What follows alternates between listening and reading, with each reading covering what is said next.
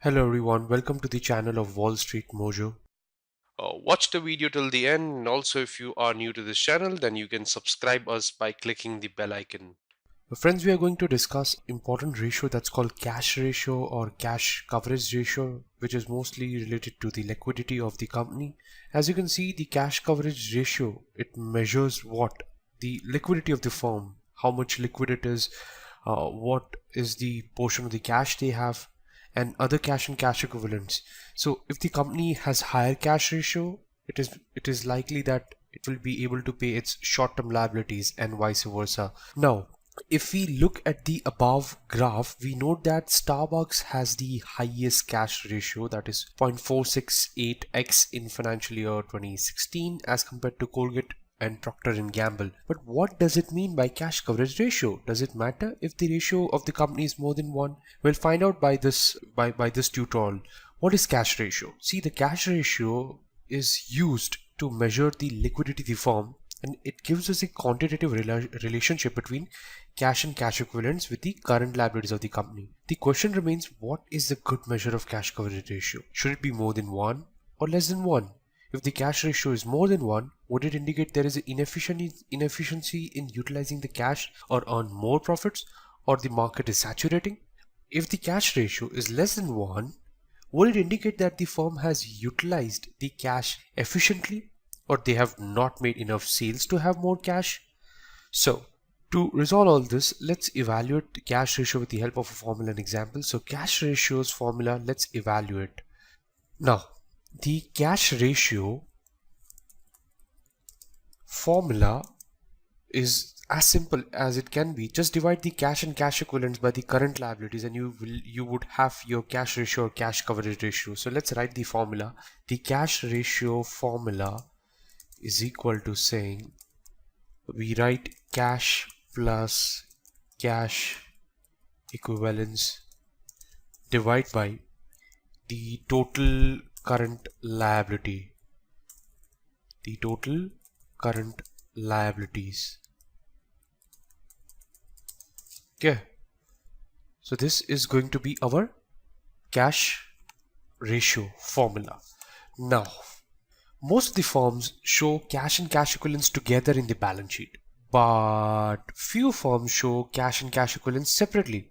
But what cash equivalents really means?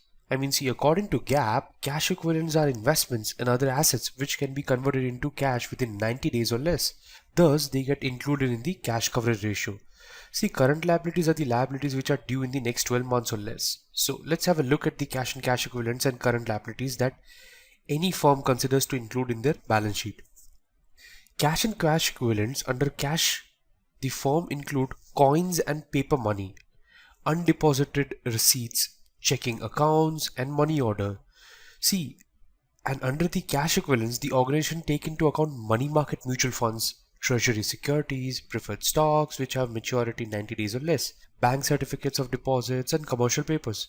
So, what does current liability include? See, under current liabilities, the firm would include account payables, sales tax payable, income tax payables, interest payables, bank overdrafts, payroll tax payables, customer deposits in advance, accrued expenses, short-term loans, current maturities of long-term debts, and so on and so forth. So let's interpret the cash ratio. Let's say the cash and cash equivalents is greater than the total current liability. That means the organization has more cash, that is more than 1 in terms of ratio. Then they need to pay off the current liability. It's not always a good situation to be, as it denotes that the firm has not utilized the assets to its fullest extent. If the cash and cash equivalents is equal to current liabilities, this is a second situation. That means the firm has enough cash to pay off the current liabilities. If the cash and cash equivalents is less than the current liabilities, then this is the right situation to be in terms of the firm's perspective, because this means the firm has utilized its assets well to earn profits. So even if its useful ratio, as it strips away all the uncertainties, that is receivables, inventories, etc., to turn into cash to pay off the current liabilities from current assets and focuses on only cash and cash equivalents. So most of the financial analysts don't use cash ratios to come out to the final conclusions about the firm's liquidity positions. Let's take an example to illustrate this. In in this particular example, our primary concern would be to see the liquidity positions of the firm from two perspectives. First, we look at which company is in better situation to pay off the short-term debt, and second, we look at the company has better utilized its short-term assets. So let's go to the sheet 2 and see the example. As you can see, there are a couple of things that are given. So now let's go to the next sheet, that is sheet 2, where we'll evaluate the example. As you can see, there are two companies, company X and company Y, with their cash, the amount of cash and cash equivalents that are given. This company X and Y should be over here. The account receivable is 1,000 and 5,000, inventories, the account payables, current taxes payable, and current long-term liabilities. So let's evaluate this. Now, we have all the things right in front of us. So let's evaluate the cash coverage ratio, and based on that we will be evaluating other things. So the formula is cash plus cash equivalents. So let's add the cash plus cash equivalents and do Control R. So this will be our A, that is the numerator, and the total current liabilities, that will be B. So the total current liability is going to be account payable, the current tax payable, and current long-term liabilities. So that is the total current liabilities. Okay, let's calculate the cash coverage ratio.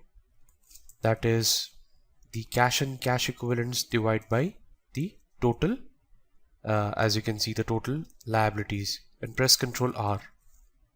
You can see the the cash coverage ratio is 0.55 and 0.19 for company A and B. So now from the above example, we'll be able to make some conclusion.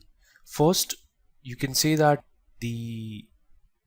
which company is in better position to pay off the short-term debt? For sure, not having its uncertainty, it's surely company X, because the cash and cash equivalents of company X is much more than company Y compared to the respective current liabilities.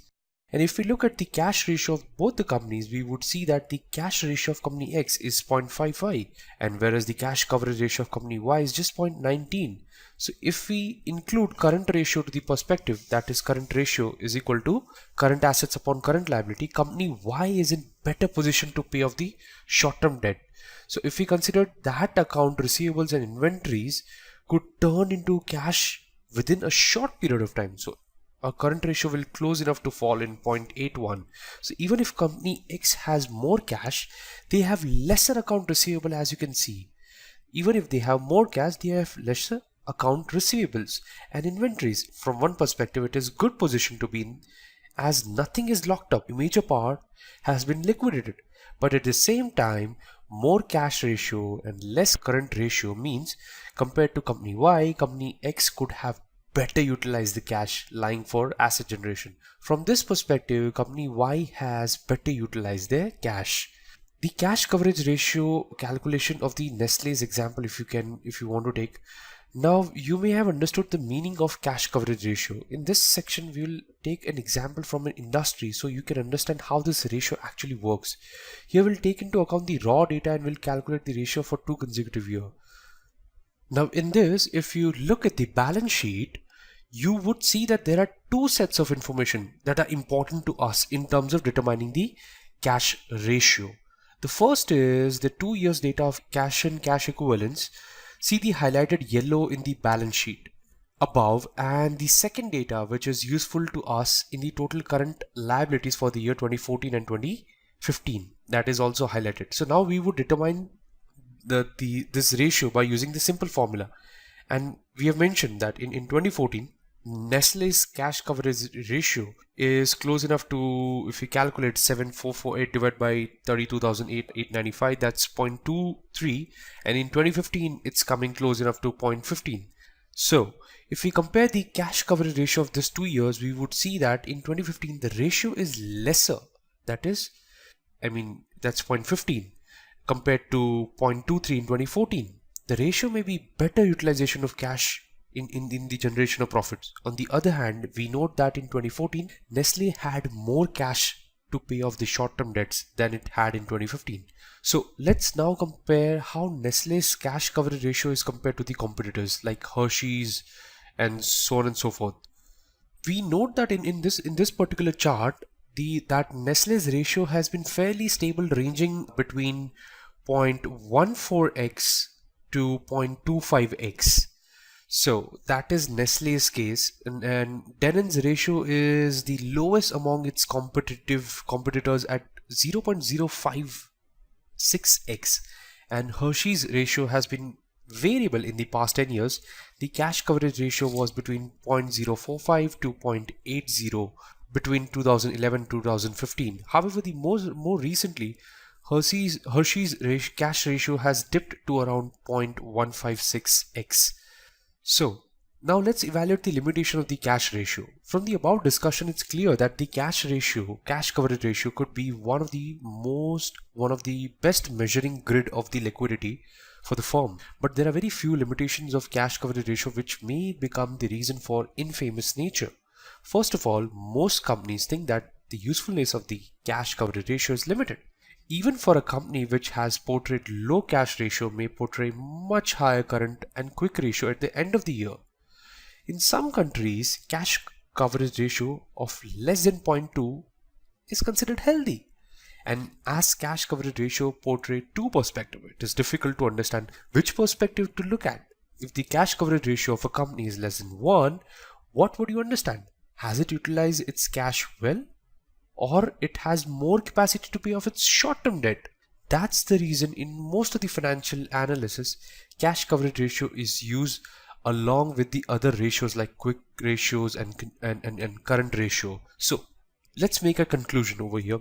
Having talked about the limitations, cash ratio could be less useful than the other liquidity ratio, but if you still want to check how much cash is lying around in the company, it's good to use this guide to find out the cash ratio on your own. So that's it for this particular topic. If you have learned and enjoyed watching this video, please like and comment on this video and subscribe to our channel for the latest updates. Thank you, everyone. Cheers.